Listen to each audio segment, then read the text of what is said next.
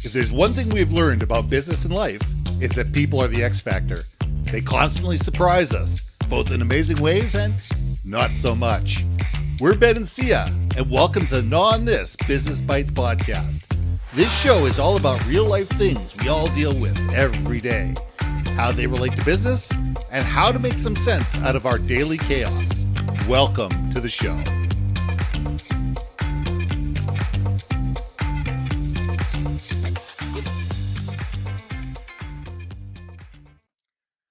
And welcome back to another episode of Gnaw on This Business Bites. I'm Ben, and this is Syya.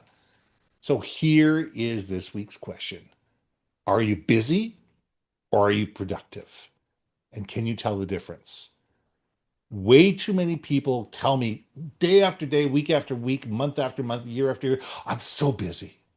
I'm so busy. I don't know what I'm doing. I'm so busy. But when you ask them what they're busy, I'm just busy. They can't define it and they can't figure out why are they busy. And there are so many people I know that go from task to task to task to task to task, and they just it's daily firefighting, and it's just setting up the minutia instead of taking the time and going back to previous episode, building a strategy. Because either they are completely and absolutely reactive to either what clients want or management wants or leaders want or whatever, or they're just not taking the time to organize themselves and create a schedule, say, all right, this is what we're going to do this week. And come Monday morning when I show up at 8 a.m., I know what I need to be doing this week in order to be productive and to be able to make sure that we accomplish the things that need to do. And be able to say, hey, wait a second here. Is this a priority? Great. If this is a priority, wonderful. No problem. What can I give up in order to make that happen?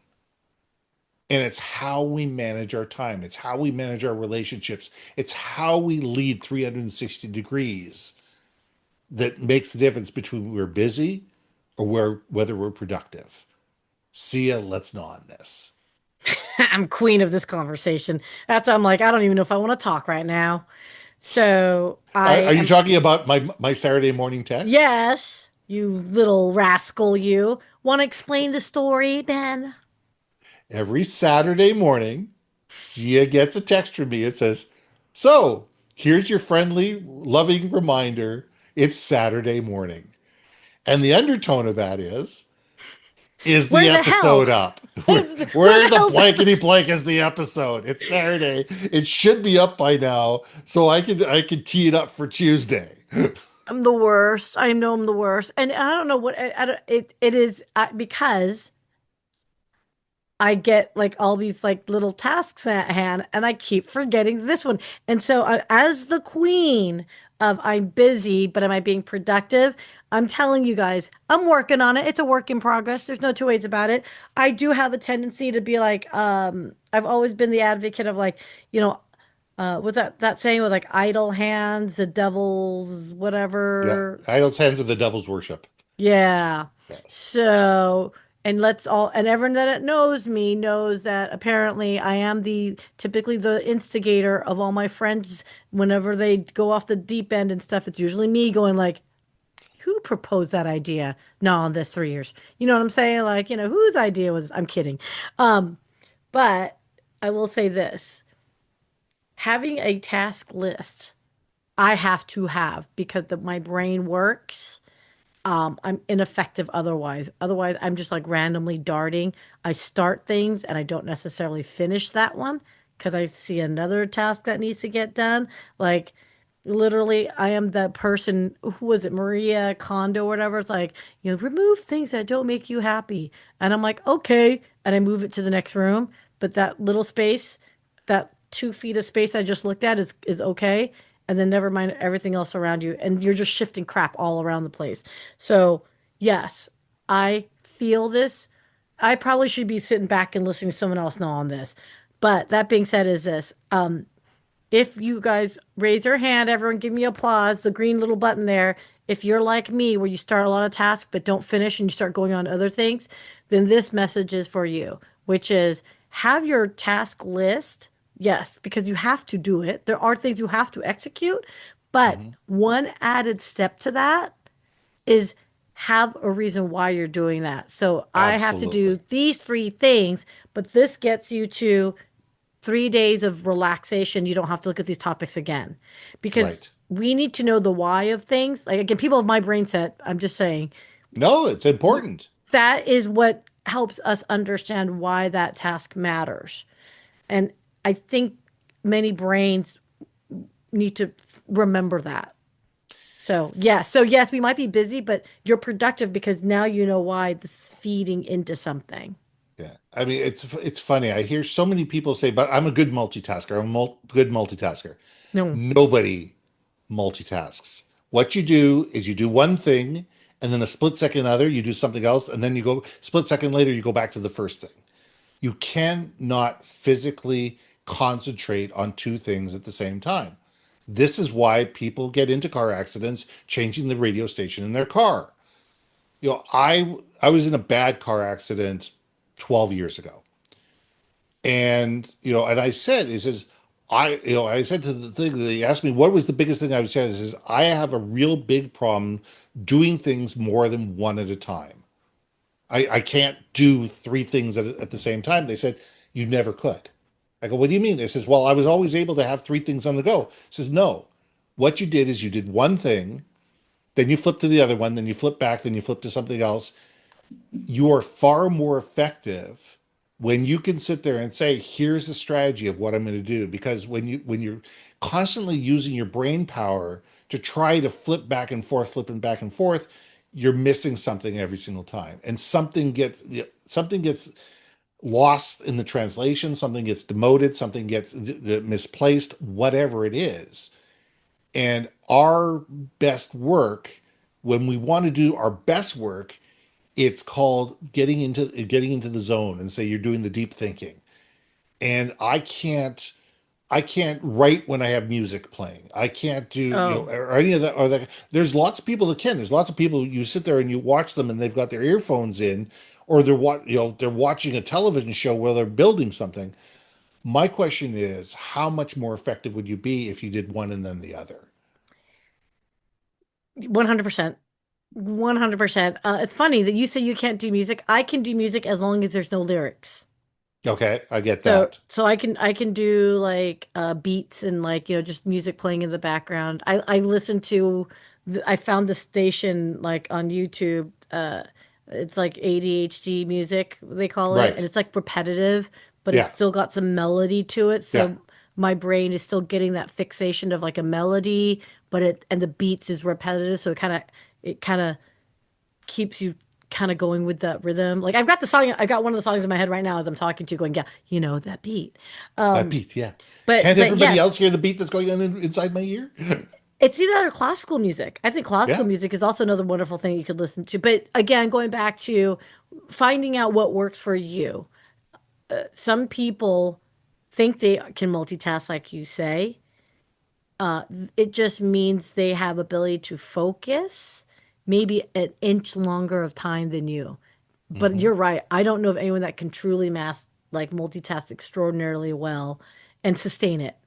I Right. think I do think executive assistants, like folks that are in that role, are probably the strongest suited multitaskers out there because they have wonderful memory on things. Yes. But I don't know if it's necessarily boom, boom, boom all at once. I think But it's I they have a think really they're good far memory. more organized. I think what they are is they're people that are far more organized. If you look at Ah, a great okay. VA, a great VA has lists and calendars and contact lists and everything and systems and processes that they've built. And they know when they have to get back to somebody because they don't remember when they have to get rid of somebody. It's or when they have to get back to somebody. It's in their calendar. Yeah. Oh, What yeah, I you're do is right. people do this to me all the time. People tell me, it says, well, could you get back to me in 3 weeks to talk about da da da da da.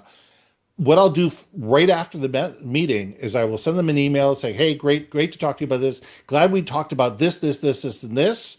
I will get back to you in 3 weeks.